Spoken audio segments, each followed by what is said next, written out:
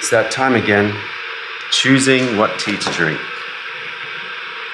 And I'm gonna go into the old school. Old school.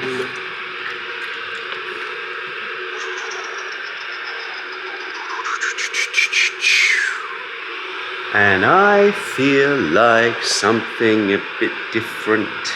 Something I haven't had for a while. La la, sing it like a musical.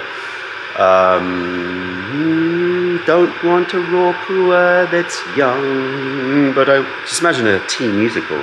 Tea, the musical. Gushu, ancient brewer. Right.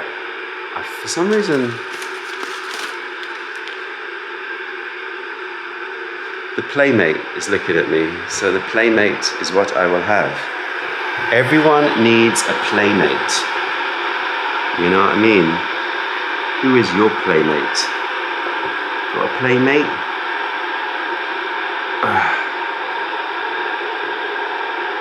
Whenever I see this, I think of the Busta Rhymes video. What should I brew in? You choose. See if you can like mentally pick a pot from these two rows, and I will see if you choose the one. Let's see if you can force me in a retro style, because you're going to be doing this after the fact, but time is a weird thing, so you know, it can happen. So you can do some retro causation now here, people. Retro causally make me pick one of these. Come on. Focused. All right, let's see. I am going to go here. It's very far away, so I doubt anyone got it, but if you did, write in the comments.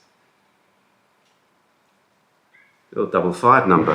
It's been a while since I've had a bit of 5520 in my life. I've got this kettle which I'm testing out, which is not for temperature control, but thermal insulated kettle. It means I don't have to use that much electricity, because my other kettles are driving me mad. You know. Cup, are we gonna do the same? Go on then, let's do it. Choose a cup. Choose a cup, choose a cup, choose a cup. And I'm gonna go for, oh, it's not really fair what I'm gonna go for, because I'm gonna go for this one. Sorry, that was not fair, but I want it. I want. Every time I say I want it or something like that, my little girl says, "You said tit." In fact, I do that as well to her. It's a little game we play. You said tit. Yeah, so thermally insulated kettles. Just so great. You boil it and then you just like, even after 10 minutes, 15 minutes, it's still boiling hot. Let's see what the Playmate's doing. Ooh, yeah, I'm excited to have a bit of you, Playmate. I want to talk about, that was quite dramatic. I want to talk about the worst tea I ever sold. The worst tea I ever sold. Because I can do that on this channel. I mean, you know, I've sold some, look, obviously, in my time, I've been selling teas for around 25 years, okay? Yes.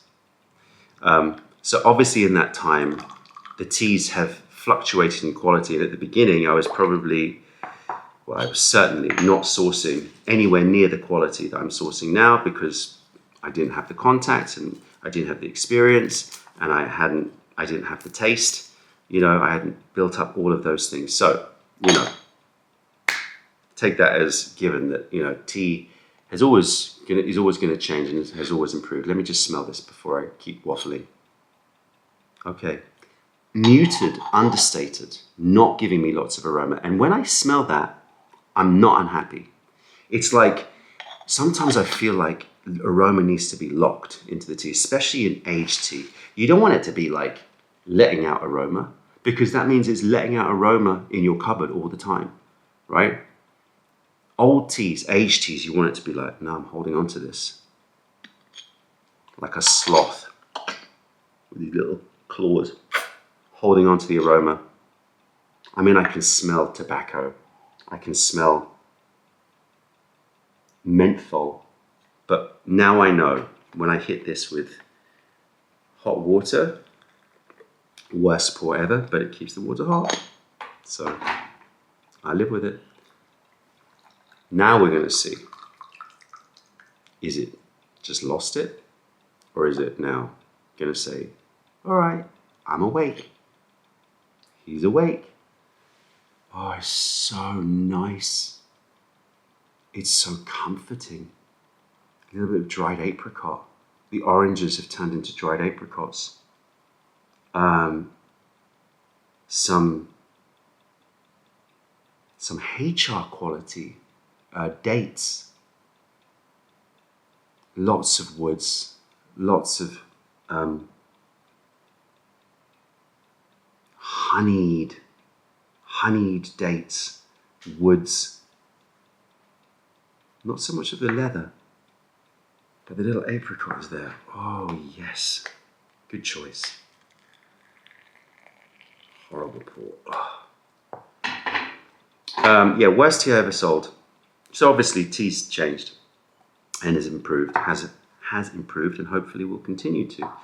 But the worst tea I ever knowingly sold, that's probably the better way to say it, was, unsurprising to many, a milk oolong. Now, if you don't know about milk oolong, then I'll give you the quick rundown.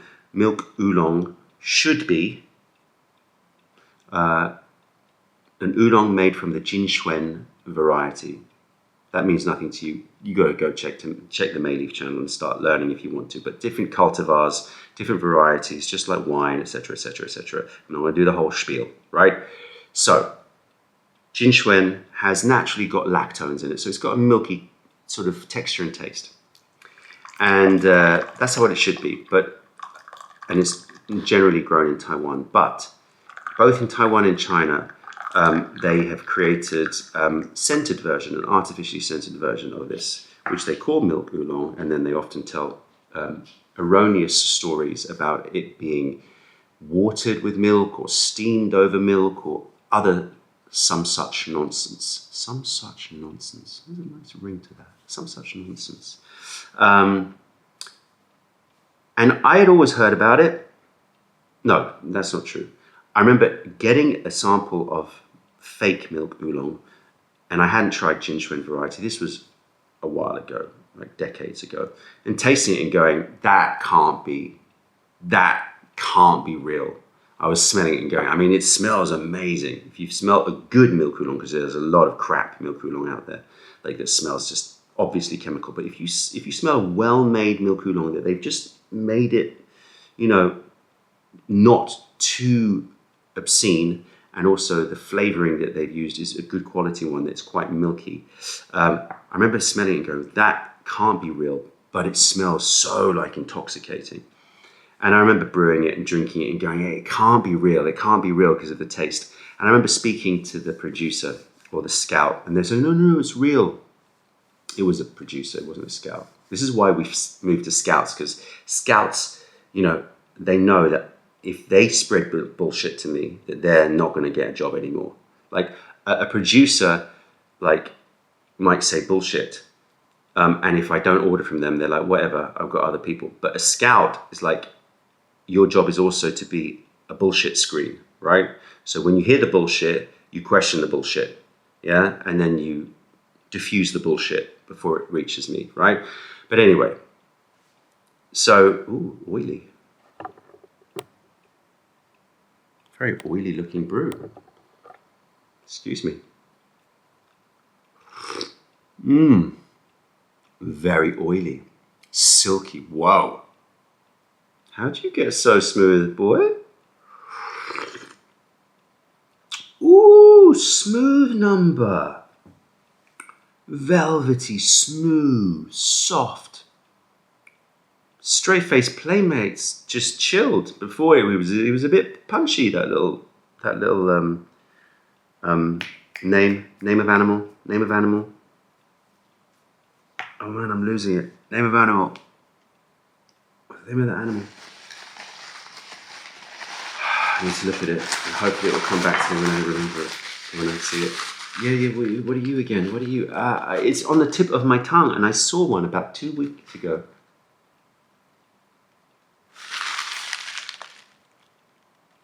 Name? Oh, it's that giant rat-looking animal, but it's cute. I mean, it's not cute. It's just like big and round and rat-like, and it's all right, I'm not going to get annoyed. It's late. Whenever I'm filming these vlogs, it's late, you know, and I'm gone. So brain not ticking over. So annoying. Anyway, so the producer, I spoke to the producer. I was like, "Is this real?" "Yeah, it's real." Really real? Yeah. A lot of producers, they don't do the real stuff. It's a classic scam, right? Admit that there are stuff and then distance yourself from it. Classic scammer. Now I know. If I'd heard that now, I'd be like, gotcha. But, you know, he was like, a lot of people like do put fake stuff, and then they say things like it's been milked over, you know, it's been milked, or it's been while it's been growing, or it's been like steamed over milk, or all this nonsense. But this is real. This one, the reason it's milky is because it's picked late in the year. Picked late in the year, and only happens sometimes. Another one, classic, right? When there's a drop in temperature, when there's a sudden drop in temperature, the plant reacts and creates these milky notes. And I was like, serious? He was like, yeah. Drank it. I was like, I really like it. I wanted to believe. You know, gave it to people. They were like, oh my God, this is amazing. Okay. So he ordered it. And I spread the bullshit. When there's a drop in temperature, that radically, you know, and I was telling people this, you know, annoys me, made me lie. And, you know,